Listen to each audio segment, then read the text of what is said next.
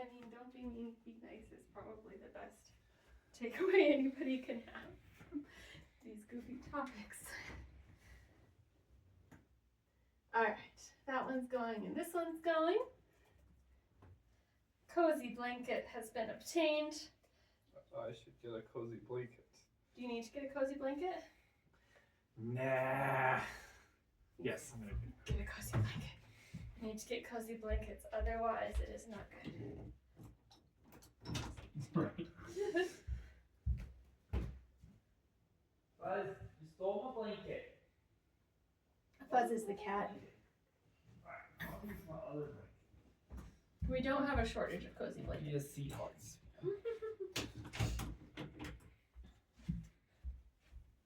That was a controversial statement.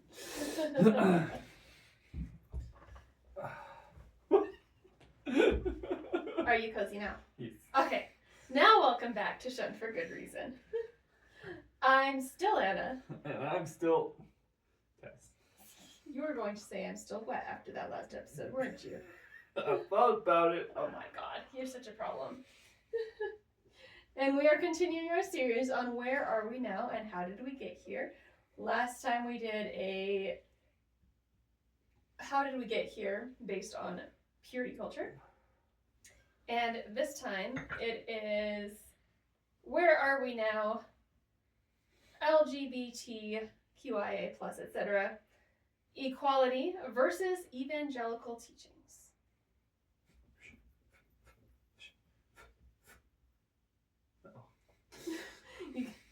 You're going to have to describe what that was. Oh, I was boxing. Yeah. Just getting ready to duke it out. Versus, I heard the Mortal Kombat voice in my head. KO! I love that for you.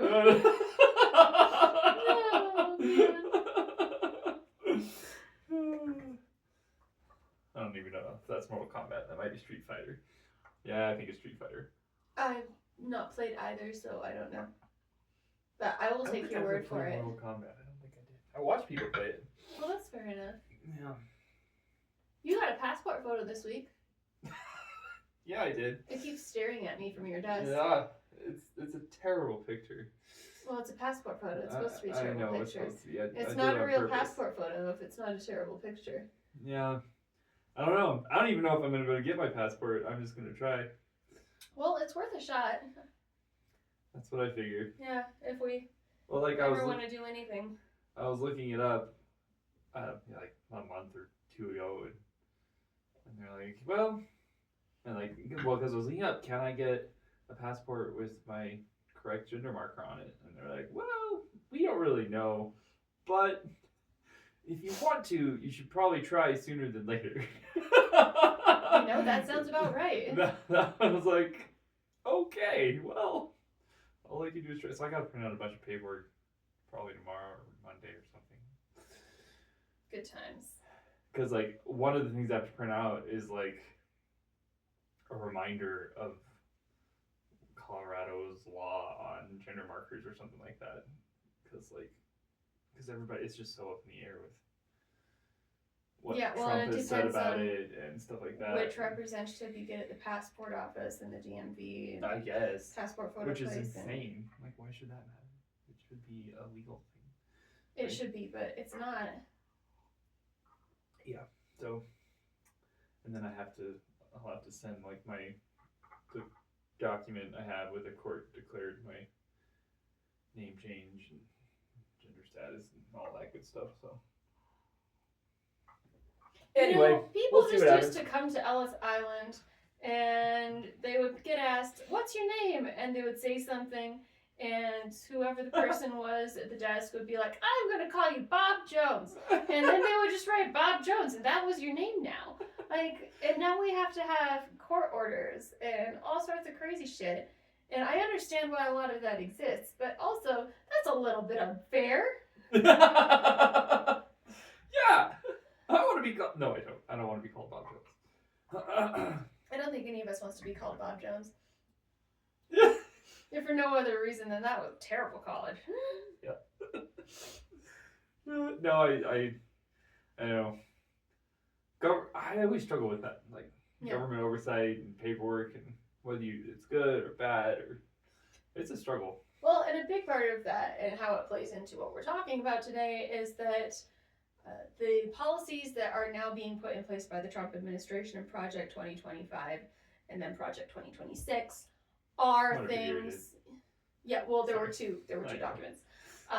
Those are things that evangelical subculture leaders have been planning to put in place for over 30 years now, and that we were taught about growing up were going to be part of our generation's responsibility to pass, is things making LGBTQ people illegal for the sake of the morality of the nation.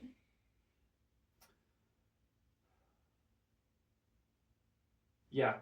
Well, I mean,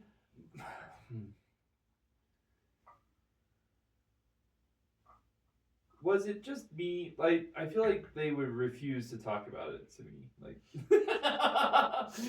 nobody talks to me directly about homosexuality. I knew it was bad, just kind of vaguely, because of, like offhanded comments and I may have overheard things. I'm talking about when I was a kid. Yeah. So.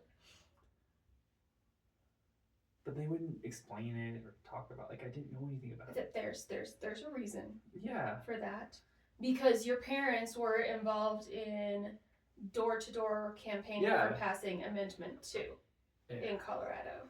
Yeah, that's true. Which was described by my Google search here for Amendment 2, a state constitutional measure banning any city or state entity in Colorado from passing anti-discrimination laws which may protect gay, lesbian, or bisexual individuals. It was lobbied by the Colorado for a Family Values group based in Colorado Springs. It was a statewide campaign passed by 53% of Colorado voters, invalidating existing local protections in cities like Denver, Boulder, and Aspen. It was known as the Hate State era and gained Colorado Springs an international reputation as a hate city. May 20th, 1996, in the landmark... We live in Colorado Springs. I just thought I'd point that out. We do. And that's where Tess grew up. In the landmark Romer versus Evans case, the U.S. Supreme Court struck down Amendment 2, declaring it unconstitutional and a violation of the 14th Amendment's Equal Protection Clause. So these dates, 1992 is when your parents realized that you might be a little bit fruity. You were 3 at the time. For the record, this is all assumption. This is my assumption based on things I've heard from your parents. And 1996 is roughly when they decided to start. So when Romer versus Evans struck down Amendment 2 is roughly when your parents made an offshoot of Royal Rangers to make sure that you were raised as a boy. Boy.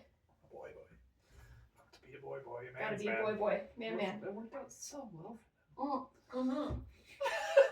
So, all that to say, that's why they didn't talk to you about it. Because if you just don't say gay... Oh, right. That's the solution. That is the solution. Then Tess will like girls. Little did they know that was...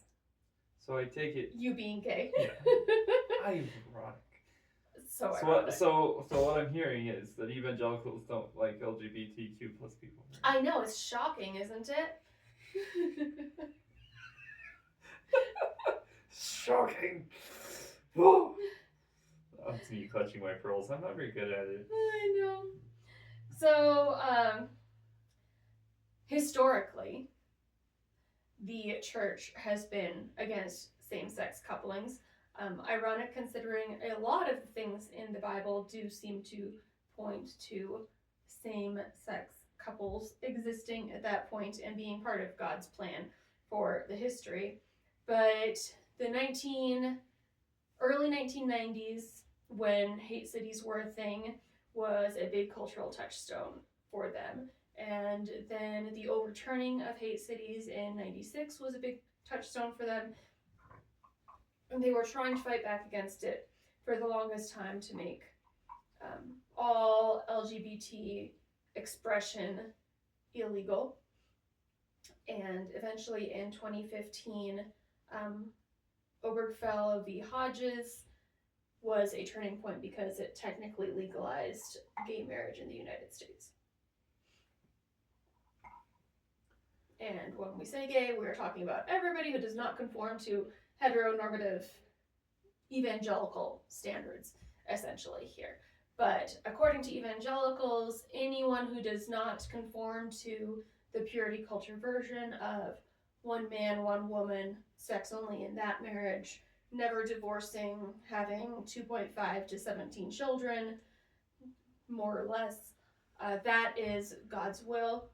The family should be starkly divided along gender roles, with the man being the primary breadwinner and leader because God has penis, and the woman being subservient to that and taking care of the children.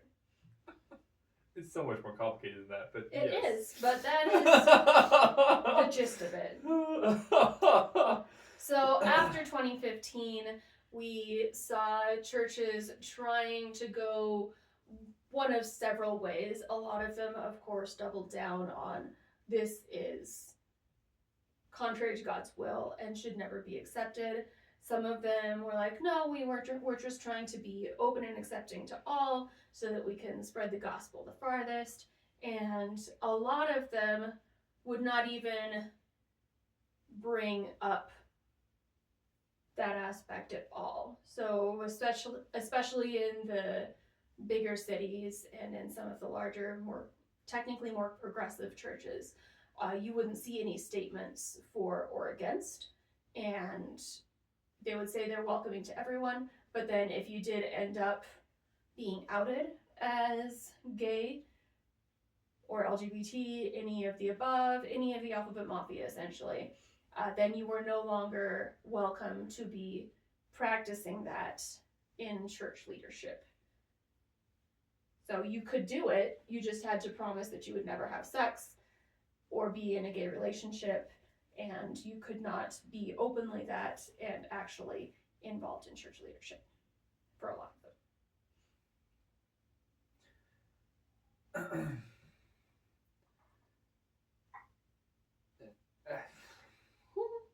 Well, it's so the heteronormativity within the Christian evangelical. I know it's hard to not talk about things in broad terms, but in evangelical theology, there's a very specific way things are supposed to be. Yeah. Right? Like it's not.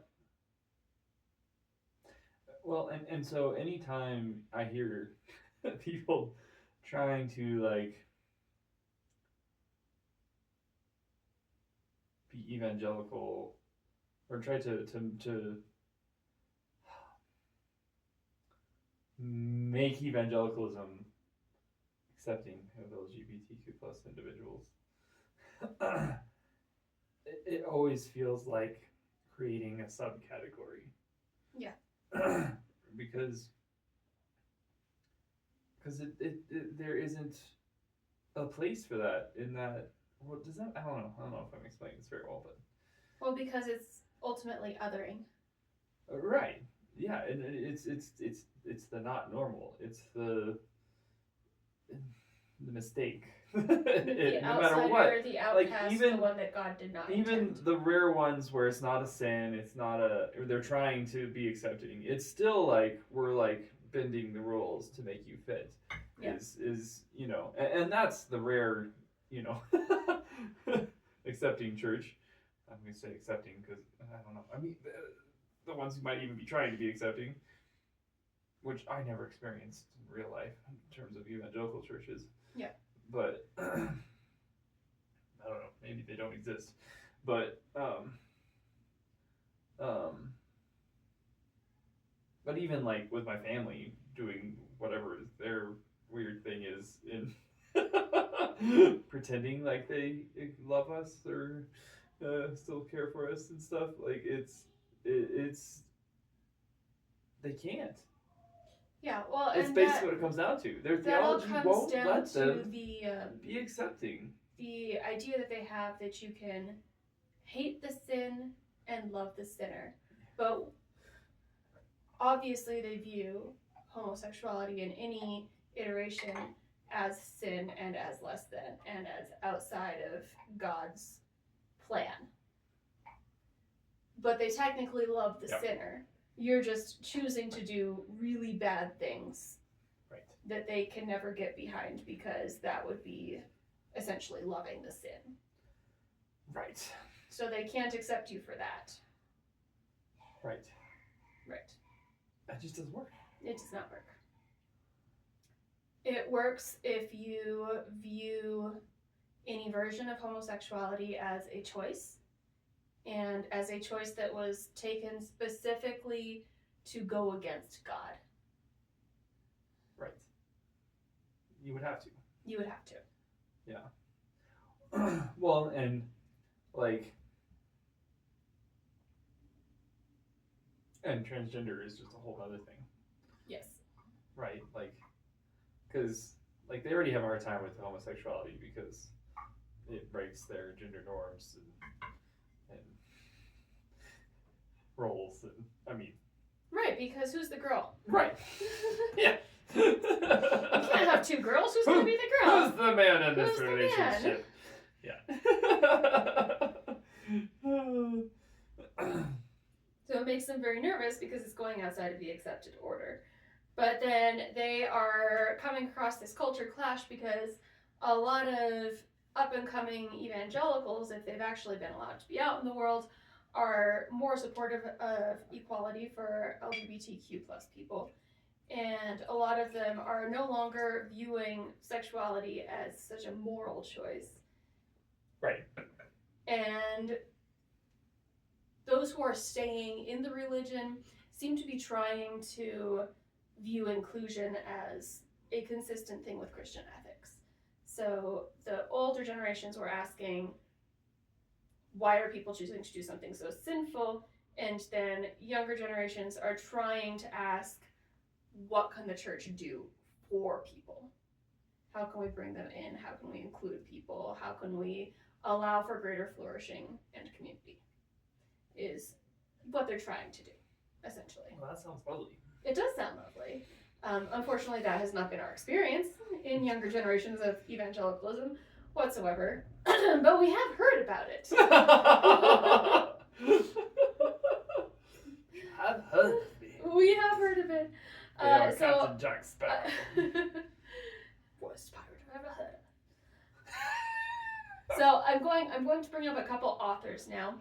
These are authors who are technically still in some version or brand of evangelicalism, and they are Kevin Garcia and Brandon Robertson.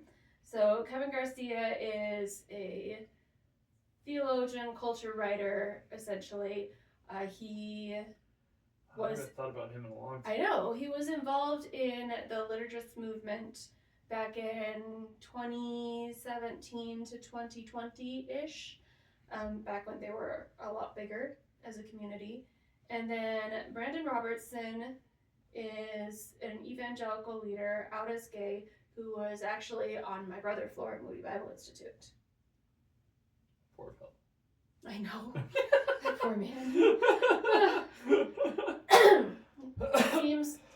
seems to be better adjusted than a lot of the people that we ended up knowing from there, which is great for him.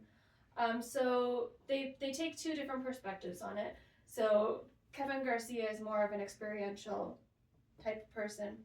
So he argues that Christianity can be seen by its fruits. His most famous book, I don't know if he has others actually, it's called Bad Theology Kills, where he says if you're going to be Christian and you're going to be measured by your fruits, which Christians say they are, then you need to ask about your teaching Is it producing love? Is it producing healing? And is it producing wholeness in the people that you are teaching? So he says that if your theology is making people be depressed, shamed, isolated, or hate themselves, then that is not reflecting the character of Christ as he understands it. And then Brandon Robertson, obviously he went to Moody. Moody was big on proof texts. Brandon is still a little bit big on proof texts. That's where you take usually it's like a single verse out of the Bible and use it to prove your point. And usually take multiple of them and be like, this text, and it's just, you're pulling it out of whatever story or poem or whatever it is in You're the Bible. overwhelming people with a preponderance of supposed proof of your way of being. Yeah. So since Brandon did go to Moody, he tries to turn that around and disprove those proof texts. Yeah. I tried that with my mother. It didn't work well. Well, she doesn't want to listen, so there's that. So a lot of his teaching revolves around how totally. Sorry. Jesus welcomed marginalized people, and the gospel is always expanding the group of belonging of those who belong to God. And the church needs to be very careful when it comes to excluding people based on characteristics that they did not choose, which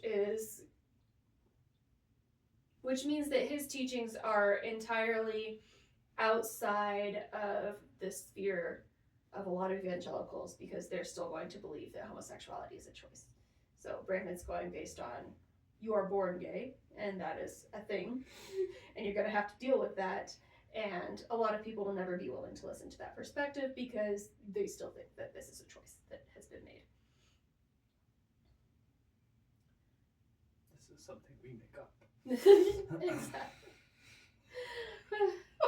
So for those who try to actually stay in the church, having realized that they are part of the LGBTQIA+ community, the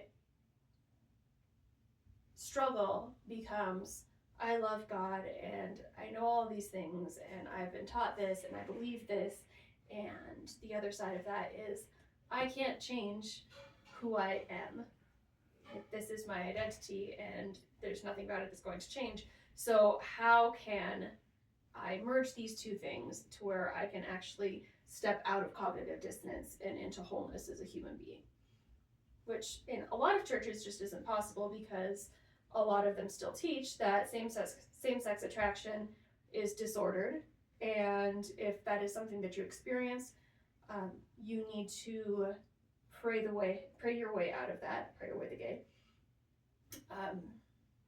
retrain your brain, and or practice lifelong celibacy. Never be in a romantic relationship whatsoever. Yeah, essentially. Which, isn't that ironic? Like, the way to get yourself out of this, the way to make sure that you're never in an inappropriate sexual relationship with somebody of the same sex, is to go and live with a bunch of members of the same sex in a cloister specifically, and you should get matching outfits about it. I find that adorable.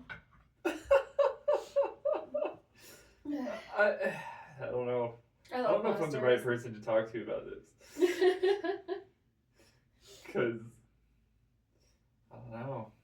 It just sounds like madness to me, trying to get those two worlds to get along. Well, and a part of that is because we stayed in it for so long. So we were able to see other people experiencing that fear of rejection, concealing who they were in the first place, getting super anxious about their family relationships and church relationships, feeling that guilt, that spiritual guilt, and trying to pray their way out of it, then being afraid that they were going to go to hell forever, and then the social isolation that all of that inevitably produces. And we knew that we were not going to be able to do that, so we left. That we did. Yep. And the other option was essentially to spend years saying that this was a struggle and thanking everybody profusely for even allowing you to be in the same room with them, since they're obviously holier than you and you are a condemned sinner. Yeah. And hopefully God will heal you someday if you pray enough. Pretty rough. That's an understatement. Like I feel like it's really undersold. How? Yeah, I don't know. At least in the attempt to try and make it accepting, it's really undersold how weaponized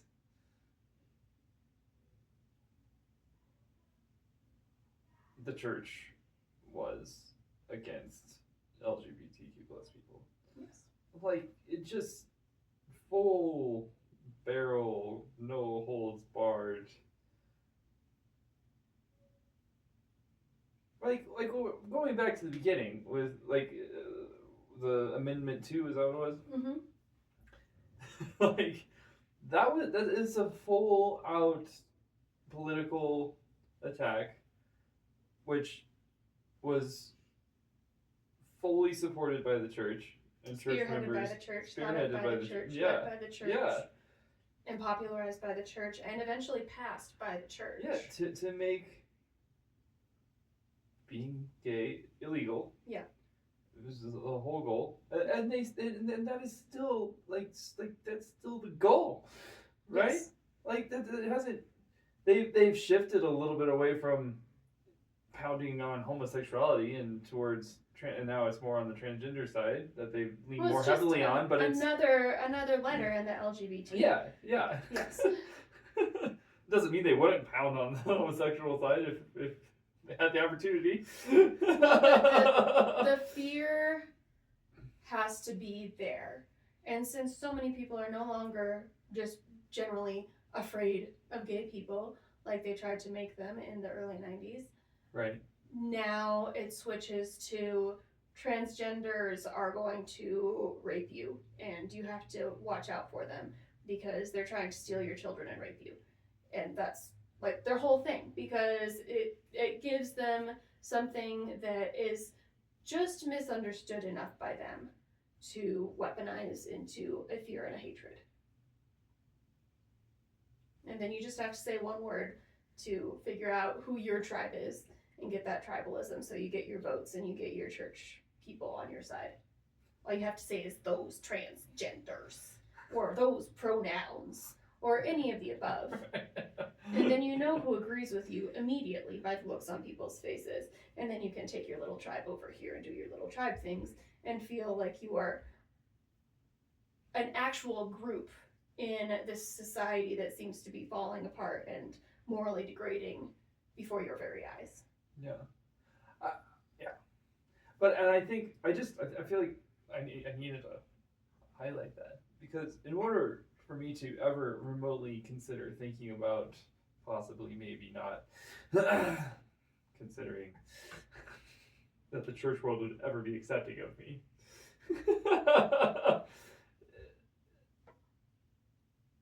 it would have to be not that. Mm-hmm. And it is still that. Like, that's my lived experience today, is that that's the church doing that. Right. And I'm not in the church, but I can see them doing it from my perspective, right? And you can see Outside that of by it. the 81% of American evangelicals who voted for Trump. Right. I don't know what numbers are 10 years later, but... I don't either, but that's enough to say we view you and everything you are as sinful and an enemy, and we will do everything we can to make sure that you are erased from existence. Right. That's brutal. Yeah. Like, absolutely brutal. Right? I don't know. Yes. I guess I feel strongly about this, apparently. Sorry, surprised. I'm so surprised. Yeah. So, what happened a lot in this debate, and what is still ongoing in this debate, is that people will say, well, you can't blame me, it's my theology teaching this. which takes all responsibility off of church leaders and eventually our families on what's happening to people emotionally and spiritually and relationally, because none of it's their fault. They are standing true to the Word of God as their theology says it, and your feelings have nothing to do with that, and who you are has nothing to do with that. And what that will do to the relationship that we have has nothing to do with that. That's true. Yeah. Yep. It makes it easy to shift blame. Yeah. Which is a lot of where the evangelical movement had to come from. Because when people start realizing who they are and that they will never be accepted for themselves as themselves in that place, they have to leave either because they are being silenced and nobody will listen to them or actually discuss or experience other ways of including people. They will be excluded from church leadership, from relationships, from any meaningful input into the church itself and their place in it. They will be pressured to change. Conversion therapy is going back and forth in the courts right now still. It's a very, very harmful practice where you essentially force someone through physical and or psychological torture to say that they are no longer attracted to the same sex, essentially, is what their goal is. And then once all that happens, you kind of have to leave to preserve your mental health. Yeah. Because there's just no way that you can actually be involved in that. Right, it's not actually belonging at that point. No, it's not actually belonging. If this were Harry Potter, you are essentially a house elf in the church at that point. Oh, jeez. If you're real lucky, you get to wear some clothes. Somebody else chooses them for you. But you are there as a courtesy and as a charity case and as nothing else. You will always be below everyone else around you in the church. It's a bad plan. It's a bad plan. So conversion therapy has been huge in the past couple of years. It's actually been brought out into the open for a long time. It was one of those things that was kept more on the down low because people did not want to say gay because then little children might know what gays were. And it was related to, if you've ever watched the program, the documentary, The Program, it goes through those reform schools for bad children where they get kidnapped and taken into wilderness locations, denied outside information and outside communication, and kept to very strict programs and very strict rules. Conversion therapy, same thing, just for gay people. There may or may not be kidnapping involved, just depending on how old the children are. Some of them did end up being sent to the same camps because they would just be so strict that you could never possibly be gay if you were being kept to a strict routine. It's no time to be gay. Yeah, and that would include mandatory counseling, mandatory accountability, mandatory prayer programs, behavioral interventions, anything they could think of to make you stop having homosexual tendencies is still a thing. Right. Well, because they all believe that the Bible says you shouldn't be homosexual. Yes, they do. That's the whole thing. Now, what actually happens is you break down somebody's psyche until they say what you want them to say.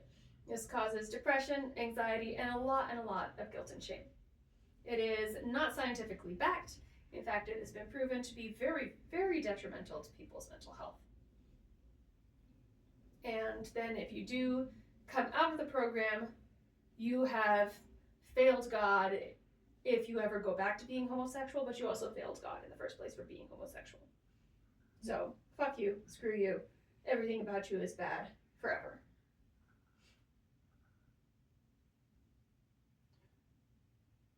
It's great. Yeah. Well, I mean, it's like if somebody told a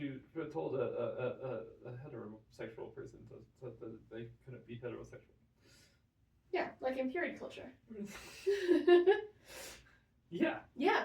It's very similar, actually. It is very similar. It's a gaslighting of people into doing what you want them to do and abiding by the rules you want them to abide by. Why do we put up with this crap? Well, some of us don't. So lots of us do, though. A lot of us do. Why? Well, because we want to maintain those relationships with people, and we want God to love us. But when you've spent years and years and years praying and praying and praying for God to change you, and God doesn't change you, you believe about yourself either that God hates you, or that you are incapable of change, or that maybe this just wasn't real in the first place. It's very, very detrimental. What's not real? The whole religious experience was not real in the first place. No. Because if everybody promises you that God is going to change you, you do all the right things for God to change you, and God never changes you, then what's going on here? That's a great question. Yeah. So, both Garcia and Robertson talk a bit about this conversion therapy, and they both eventually come to pretty much the same thing. So Garcia talks about how you're teaching people to distrust themselves and distrust their own experiences, which is not great. And he suggests that spiritual growth should move people towards authenticity instead of erasing themselves in favor of a God ideal. And then Robertson argues that the church should prioritize human flourishing and evaluate teachings based on the real world effects that they entail. Right, both of them are very much against it. But then you would have to see. Both of these people are basically saying the church should be the church without having the Bible be the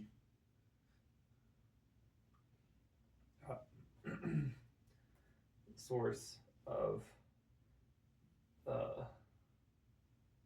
theology. Right, in a way. So that's where Brendan Robertson's arguments end up coming from, because the church uses passages from Genesis, Leviticus, 1 Corinthians, Romans to say that same-sex marriage is against God's will and that marriage is only between a man and a woman, and that's the traditional interpretation of these things. The Brandon Robertson camp is trying to flip those on their head and say, which a lot of people agree with, honestly, including myself, that most of these passages are not talking about homosexuality as homosexuality. They're not talking about loving romantic relationships that happen to be between two people of the same gender. They are talking about exploitative relationships that should never be allowed, like imbalances of power, or in like the Sodom and Gomorrah case, where the traditional explanation of it is that Sodom and Gomorrah were destroyed because God was angry there were gay people there. The actual interpretation of that is they were really mean to their guests. They didn't show hospitality, and they tried to murder people and rape them, so they were a very sinful place and were destroyed because of that. So taking those things that have been used as proof texts for the traditional anti-homosexual agenda and flipping them into their historical context and saying, no, that's not what we're talking about here at all. So trying to get different theology out of the Bible. Exactly. Which obviously is very controversial for a lot of people. No. Yes.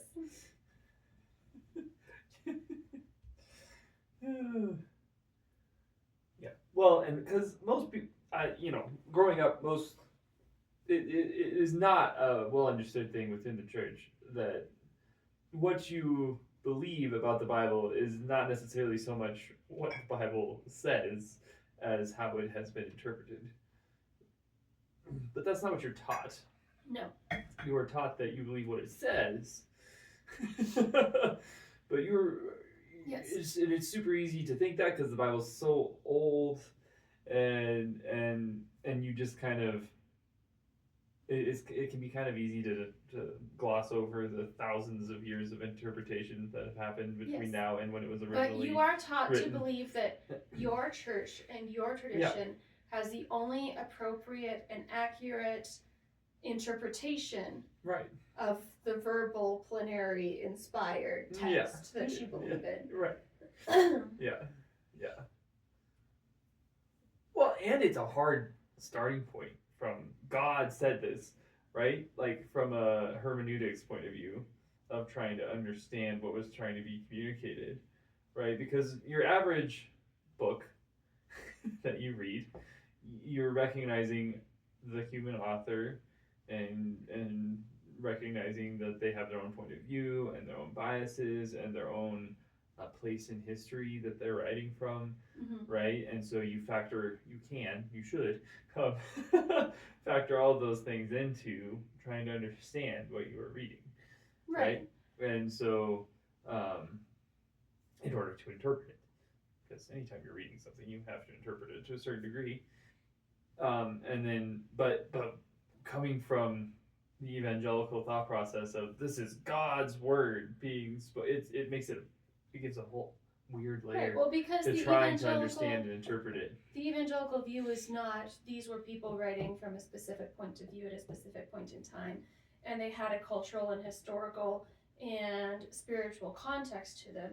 The evangelical view of Scripture is God filled these people and dictated every single word that they wrote down, regardless of their past experience, regardless of their cultural, historical, or spiritual context. God wrote down exactly what needed to be written down. It is impossible to misunderstand. Right. And we are the people who understand it. Yeah. Well, and then you factor on top of that the Southern Baptist view in a lot of traditions where God inspired the original texts, but also inspired everyone who rewrote those texts or copied those texts, and then inspired King James and the translators of those texts to where the King James 1611 Bible is divinely inspired and is the new standard by which we must evaluate all interpretations, translations, and beliefs. Yeah. Which makes it so hard to go in and be like, no, your theology is hurting people, and we need to reinterpret the Bible, and telling them to reinterpret what God told them and has been telling them, and right, like that's a huge, like you almost have to leave the church just to be able to come to that conclusion that you can reinterpret. You do. I'm not saying you have to, but I mean, it's almost like you essentially do with how, embedded all of that is in your understanding of what your religion is. Yeah, because when you look at what people told us as we were leaving and making it known that we were leaving, what they said was, I understand that you've been hurt, but if you've been hurt, it was your fault. Yeah. So people hurt you, and you misunderstood that as what we're teaching hurt you. But the teaching could never hurt anybody, because the teaching's from God. So it could never do anything bad. And if you're misunderstanding that, you're wrong. Yeah. And you need to fix yourself so that you can understand that the teaching is perfect. Yeah. Well, and and plus when they're faced with people like us, right, they're going to just go to their interpretation of a scripture, right? Like my family, they're always, when they're talking to me, they're like, well, Genesis 1 says God created the male and female, right? That's their favorite when they're talking to me. It is. I've heard that verse more times in the last couple of years than I ever did when I was a Christian. Well, and their understanding of that is God specifically formed your genitals to be your genitals, and those are a huge part of who he wants you to be. So if he gave you a penis, he wants you to keep it forever, for one thing. Right. And he wants you to be the head of your household. And he wants you to be manly man and do manly man things. Based on their interpretation of manly man things and whatever those may include at the moment. Yeah, well, and their interpretation of scripture and their interpretation of Genesis 1. Yeah. Right, and it's that's just what they know. And in order to get to Brandon and Kevin, like, it's... You can never even step into the world of Brandon and Kevin from the theology that we were raised in. Right. Because they're already outside of the fold. They already don't believe in the same things. Yeah. They are misreading the book entirely. Yeah. And they could never possibly be Christian from the views with which we were raised. Right. So from my point of view, the only way you could really, you basically have to create a whole new church. Yes. And I guess you could call it evangelical still, but would it be? And why would you want to? Well, yeah, why would you want to? But you basically have to start a whole, if you're going to have a church that's accepting of LGBTQ plus people, it has to be a whole different thing with a whole different theology than what we were raised with. Yes. Right? I don't know. I don't see how it could be. Well, and a lot of churches are dealing with that. The Pope is apologizing to gay people at the moment. The Methodists have tried back and forth. Back in 2018, 2019, there was actually a huge schism in the Methodist Church, which we had just left from being missionaries at the time, as to whether or not they would allow gay people to be part of the church, essentially, and whether they would affirm that. And a lot of churches that have tried to be accepting of this are accepting to a point. So they'll admit that you exist, and they'll pretend they're meeting you where you're at, but you still can't get married in the church, right? Because that's evil. Or be a leader. You still can't be a leader in the church. Yeah. You still can't benefit from church services, and you're there essentially as a lesser citizen. Yeah. That they permit to be there out of the goodness of their hearts. But on the flip side though, there within the Methodist Church, there was enough people with a different interpretation of Scripture and different theology that there was an actual schism in the church. Yeah. Right? Which, as far as I know, is definitely still a thing to this day. I haven't looked into it in a long time, but... Yeah, well, we're not in that world anymore, so it doesn't really make sense to be involved in it. Yeah. But, like, and I saw and met some of those people, and at the time it was deeply confusing to me, but... Yeah. Who were, who were gay and leaders in the church, even 10 years ago, but they had their own theology, right? It was a whole different thing. Yeah. And they were technically still in the same place and still technically teaching from the same things. Right. But it was not necessarily small. It was a different religion. Yeah. Inside the religion. Essentially. Yeah. Which pissed people off. Yeah. Which is why there was a schism. Right? Like, it wasn't like you were just la-di-da. Well, and I guess, I don't know, I guess that's even I have a real world example of, like, the two things cannot coexist. Right? This traditional Protestant evangelical Christian values and affirming of LGBTQ plus humans, it's like oil and water, man. Yeah. It's crazy. That's so sad. That's a really sad conclusion. It is. And to be clear, I'm not saying you can't be a Christian and gay, but I'm just saying it would have to be with a totally different theology than, to be very specific, what I grew up with for sure. Yeah. And that is a lot of what they're trying to do. So with Kevin Garcia's teachings, he's focusing, and both of them are focusing primarily on what was Jesus actually doing, because Christianity says it's focused on Christ. So Jesus Christ should probably be the focus of our teachings. So Kevin Garcia comes to what are the biblical themes that Jesus actually used, those being love and inclusion and social justice and the inherent dignity of humans. And how can we actually bring people into that, into a community where they will be valued, accepted, and seen, and that will not cause them to have religious OCD, shame, and guilt, is what he's primarily going for. And does excluding a huge section of humanity from your church align with Jesus's ministry and Jesus's plan and Jesus's teachings?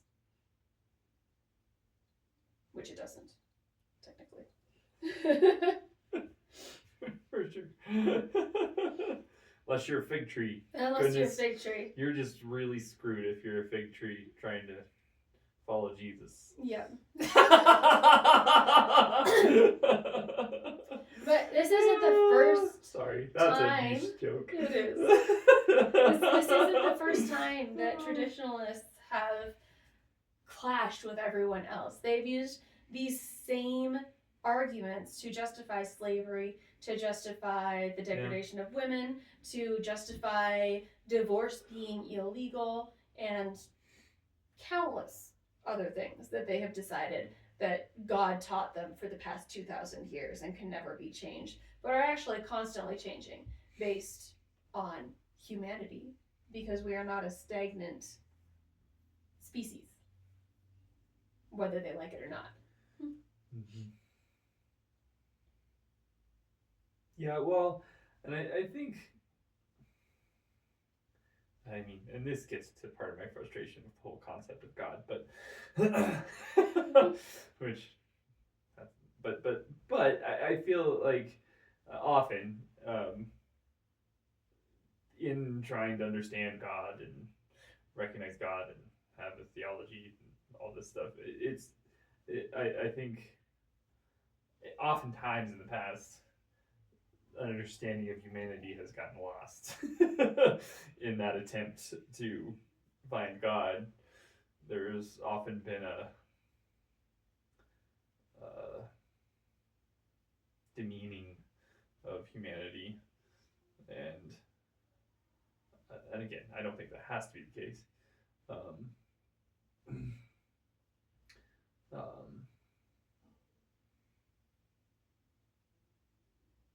But I feel like people get lost in it a lot of times, just lost in that otherness and otherworldliness and hoping for heaven, and it just really, and it pulls them out of everything, out of the community and out of the reality of what it is to be human so much.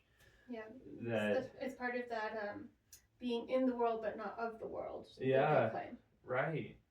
And it gets to the point where you miss what being human really is about, and it's which makes it a lot easier to not include that whole section of human beings, right? Because they're just humans who don't get it. We're going to heaven anyway. It's a lot easier to stay on that bandwagon when my life is really more about getting to heaven, than it is about caring for other human beings. And it's surprisingly easy to live on that side of the line. I did for a long time, and it really bugged me when I figured out that that's what I was doing. But I think it's so easy to get caught up in not being part of this world and almost being superhuman. It's kind of how it gets to be in your head, right? I'm better than these people who don't believe the same things that I do, and you start to think of them as less than yourself, and you don't have that shared humanity that we really actually do all share, whether you like it or not. And it's bad theology. Bad theology kills. It does, though. Yeah. It really does. And so coming out of those high control religions, like evangelicalism, there's a lot of ways that you can go. You can try to go with the way that Kevin and Brandon went, which is a more progressive form of Christianity. You can go with like a contemplative spirituality. I know people who have gone towards different spiritual traditions and practices, witchcraft, shamanism, etc. You can just leave it all entirely because it's all become so loaded that it is impossible to even try to go around it. You become a birder. Become a what? A birder. Bird. I don't know. You could. Some people also go towards more ecumenical communities. I've seen people go into less high control versions of Christianity, specifically ones with long traditions, Greek Orthodox, Catholicism, ones where they feel like the theology is broad enough to allow space for them. Yeah. Which I can see lots of these things being potentially comforting and helpful. Yeah, they are. And since everybody's path has to be different, some people can find community in different places. One of the things that I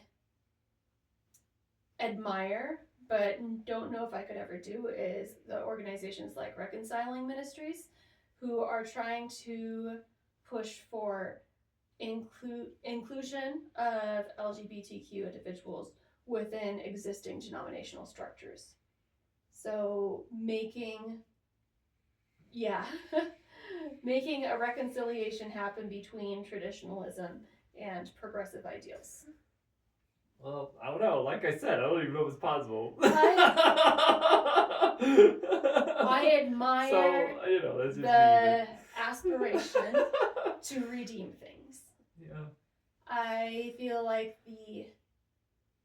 the goal is to not other people, and the goal is to find meaning in the tradition you've come from, and I admire that. I cannot do that because the problem with reconciling those things is that it actually takes a desire on both sides to become reconciled. And you can only do that if somebody admits that they were wrong. Yeah. And should not have taught these things that led to indelible psychological harm and, in some cases, loss of life of these individuals. Yeah, no,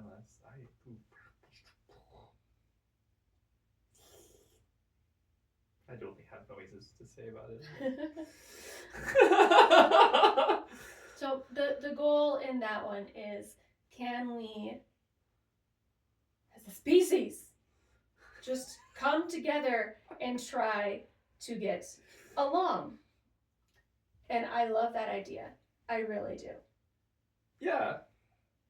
However, but is that a good place to start that? That would be my question. Like, that's a great goal. I would say is that a good place to start? It is a place that would need to be a part of it because the church itself has been such a driving force in the hatred and othering of people that they would have to be a driving force in the acceptance as well.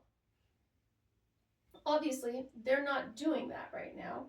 What they're doing is partnering with the Republican Party as bills and legislation are coming out that are declaring anyone in homosexual relationships and anyone who is transgender as enemies of the state who may be rounded up and murdered. I'm going to go to Canada real quick. I'll see you later.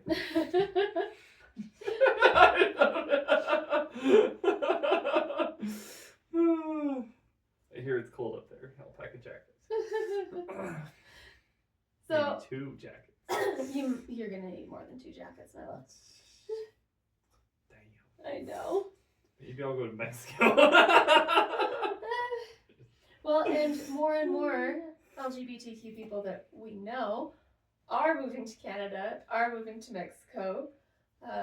We know some who have gone to Britain, just trying to get away from the chaotic, hateful rhetoric and culture that evangelicalism has built in America. Yeah, it's kind of brutal. It's very brutal. Well, it makes it scary, and like yeah, like you said, look up to those people. But like, it's so scary for me to even contemplate that idea of trying to reconcile with that world when, again, like, they don't seem remotely willing to be at that point. And they keep doubling down. Yeah, and it's very scary. It is. Yep. I think, the positive takeaway is that there are people who recognize that, like, oh, this inclusion thing is important, and and we should be striving for everybody getting along, right? And pushing for those things, and that is good. Yeah. Well, if I were to do takeaway points, I think my takeaway points for members of the LGBT community would be: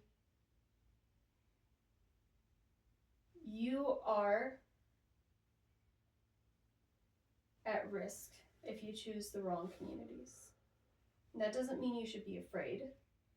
That does mean that you should be prudent. Yeah, for sure. And leave places that are not benefiting your mental health, because there are enough things to worry about right now. Right. Well, and there's places you could be that are actually safe. Yes. That's... You don't have to keep doing this. Right. If every time you do it, you are made to feel less than the other members of your community. Yeah, there's safe options. Yeah. And my takeaway point for somebody who may still be in a high control religion and actually listening to this, which I know is most likely never going to happen, but my takeaway there would be, if you look around, what's actually being taught by your theology? And if you are a heteronormative, patriarchal person and you walk away feeling affirmed about that constantly, then you can assume that nobody who lives a different lifestyle than you is going to be able to come to your church. Are you actually living out the values, and are you actually seeing the values taught that you would be proud were in your teachings? Because theology is a pipeline, so whatever comes down from the top is eventually going to affect those of us who are at the bottom. And if that theology is leading to people feeling othered and people feeling not included, and mental health and suffering and shame and guilt and suicidality, maybe it's not great. Right. Maybe rethink it. Yep. Well, is it leading to loving your neighbor, or is it leading to judging your neighbor? That would be a simple question to ask. That was very eye-opening for me. Yeah. No, that one was huge. Yep. Is it love or is it judgment? Yep. Which one do you find yourself doing all of the time? And you can be so stuck that you view judgment as a form of love. Yeah. It is not. Yeah. It is very much not. Yeah. If you find yourself trying to understand somebody and all you can do is be mad at them, that's judgment.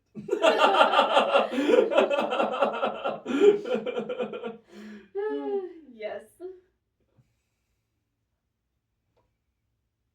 All right, I'm gonna look for a fun fact to end this one. Oh! Fun facts! Oh, she just learned something new. I did. Is it that water's just really thick hair? It is not. We did that one last time. I just solved a lot of what's going on here. Oh dear. And I'm going to do 2 facts this time. Oh dear. Okay, wearing a tie can reduce blood flow to the brain by 7.5%, said a study in 2018. Wearing a necktie can reduce the blood flow to your brain by 7.5%, which can make you feel dizzy, nauseated, and cause headaches. Can also increase the pressure in your eyes if on too tight. And ties also carry lots of germs because they are not usually launderable. So that explains a lot about Southern Baptists.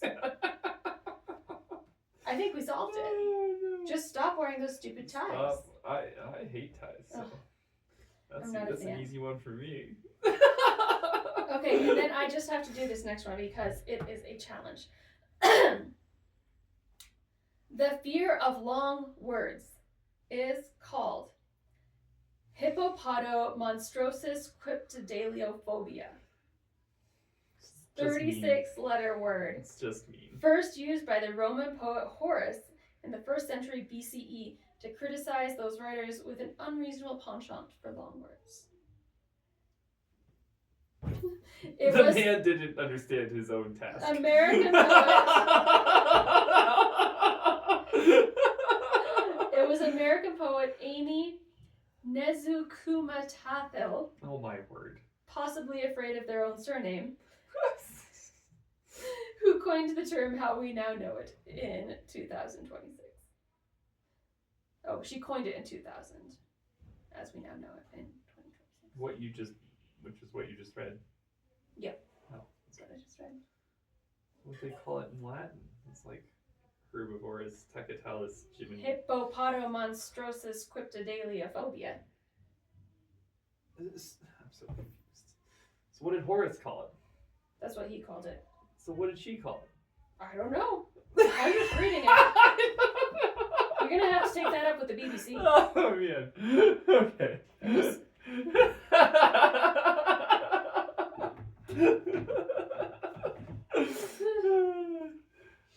That sounds difficult. I think the BBC would win. I don't know. Fun facts. Long words are scary. And so are neckties. That's right. Just buried my phone. No.